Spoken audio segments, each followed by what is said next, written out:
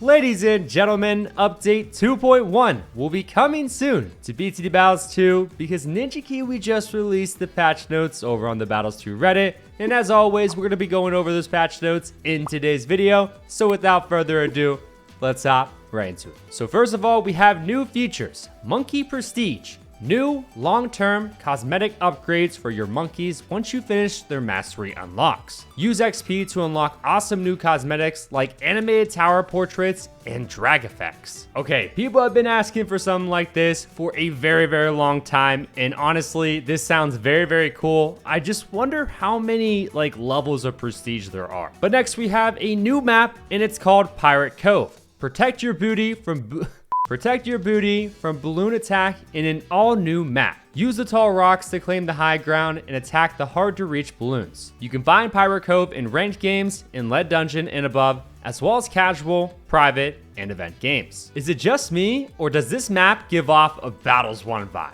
I don't know, it just reminds me of the game, but it looks really cool, and I'm excited to play on it. And finally, we have a new Bling season, 12 new season cosmetics, including the Toy Bricks weapon skin for the Spike Factory and Shark Tower boost. Meet Science Gwen's safety-conscious sidekick in the Safety Bot Showcase. Make some noise with Pat Fusty's Pat Cushion Showcase. And now let's move over to the general changes, or I should say change, because only one change was listed, and it says pre-game store. Stock up on banana farmers and balloon bots before each game. Watch an ad to trial any hero during the next game. This is a small change, but a good change because now it's a lot more convenient to buy banana farmers and balloon bots right before. I kind of forget that they're in the shop tab sometimes. But now let's move over to the balance changes. And the first monkey we have is the Ice Monkey. The 400 embrittlement used to be 3K and now it is 2.7K.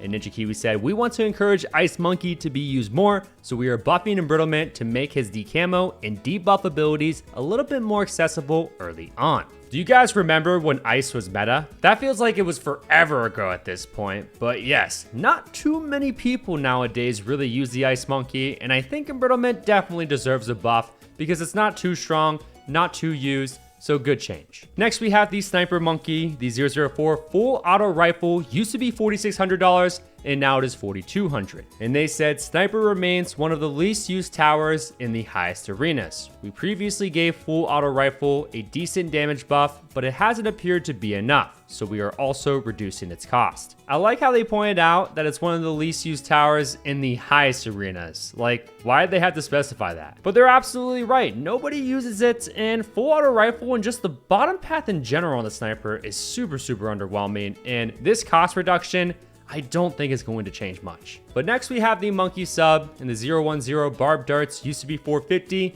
and now it is $300. The 001 Twin Guns used to be $350 and now it is $300. And finally, the 002 Airburst Darts used to be $800 and now it is $700.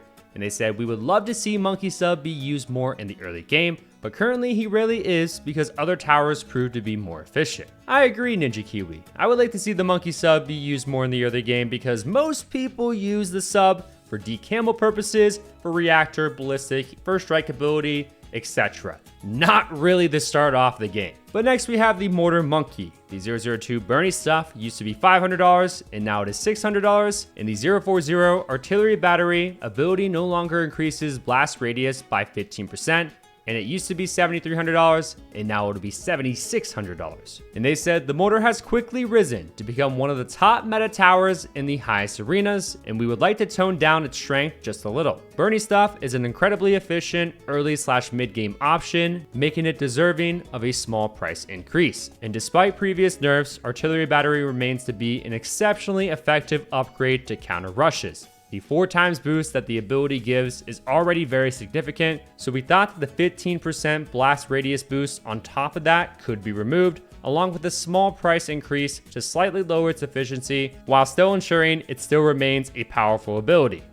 Wow, that was one long sentence. But they're absolutely right. In ranked at least, tons and tons of players use the Mortar Monkey. When you have the right mortar upgrades on the map during the mid-game rounds, you're practically unrushable. But I'd say these changes are definitely a step in the right direction. Next, we have the infamous Dartling Gunner, the 400 Plasma Accelerator. Pierce used to be 50, and now it'll be 40. And the 402 Plasma Accelerator Powerful Darts Cross Path. Pierce used to be 75, and now it'll be 70. Who the heck cross paths the Plasma Accelerator at the bottom path? What? Anyway, they said Dartling Gunner continues to be a top tier tower, and its Plasma Accelerator stands out as an incredibly efficient tower with solid mob class damage and good group popping power. So we have decided to lower its Pierce in order to lower its efficiency and balloon cleanup. 402's Pierce has not been changed as much in order to give more incentive to go with the 002 cross path instead of the 020.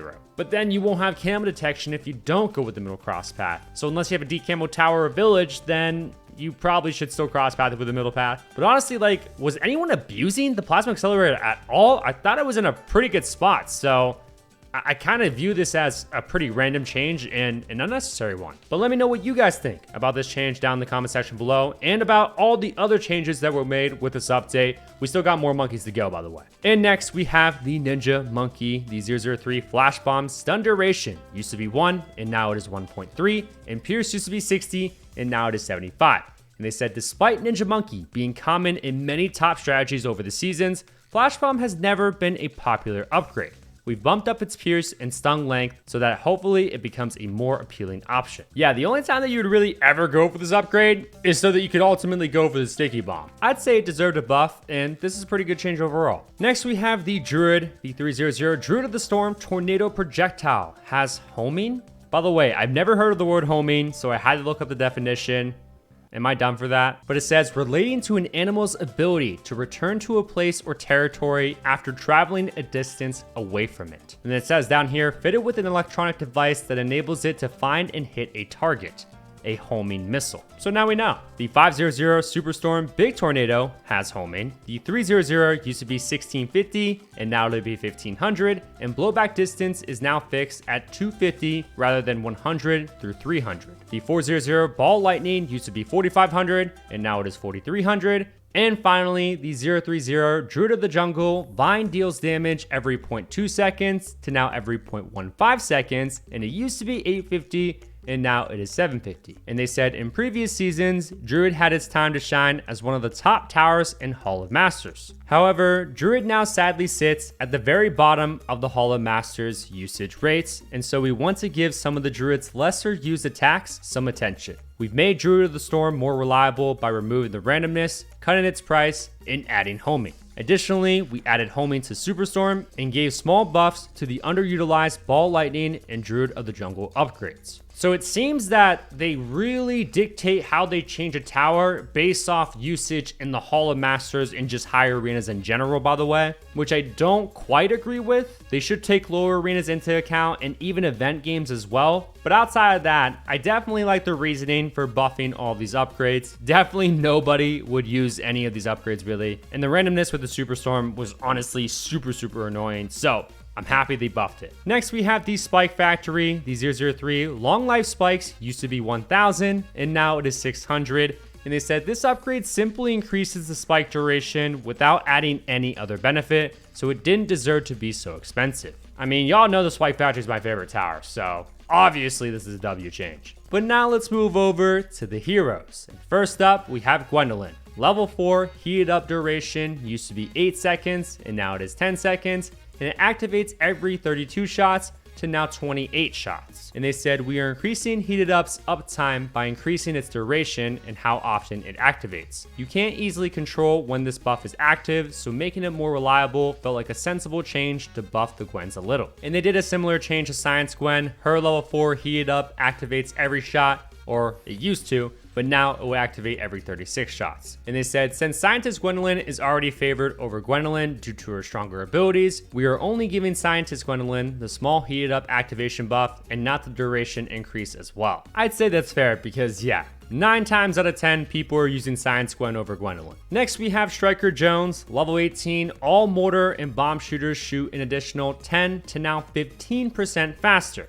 and they said we are giving a little buff to Striker Jones to give more incentive to pick him over Biker Bones, since currently Biker Bones is undeniably the favorite in the highest arenas. There they go again with bringing up the highest arena stuff. But absolutely, just like Science Gwen, everybody uses Biker Bones over Striker Jones because he's just objectively better. But I find this change to Striker pretty interesting, and I definitely want to check it out for a video. And by the way, we're going to be making tons and tons of videos over all of the notable changes that come along with this update once the update drops. So if you haven't already, make sure to subscribe, because we're also trying to hit 420,000 subscribers, and we're less than 2,000 subscribers away. More specifically, I'm trying to hit 420,069 subscribers, because that number is obviously goated. So yeah, subscribe. But next we have Captain Churchill, level 3, ability increases Shell Pierce by +2 to now +4. And they said Sentai Churchill is favored over Captain Churchill, largely due to his stronger early game.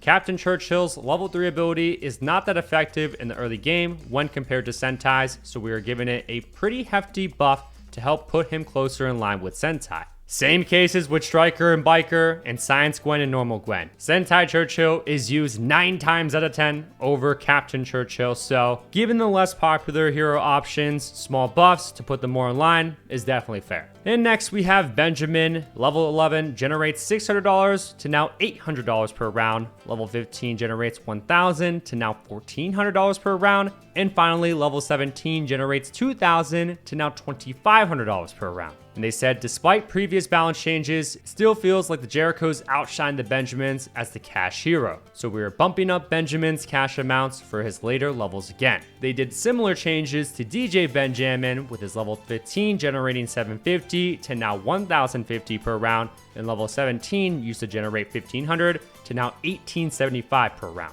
And they said DJ Benjamin generates 75% of the cash of Benjamin, so his values have been adjusted in line with Benjamin's. DJ Ben was already generating $600 per round at level 11, the same as Ben used to, by mistake, so that value has not been increased. Yes, both Ben and DJ Ben should 100% be making more money than the Jerichos. The Jerichos have so many other good features about them, and so does Benjamin, but I mean guys, it's the Jerichos we're talking about.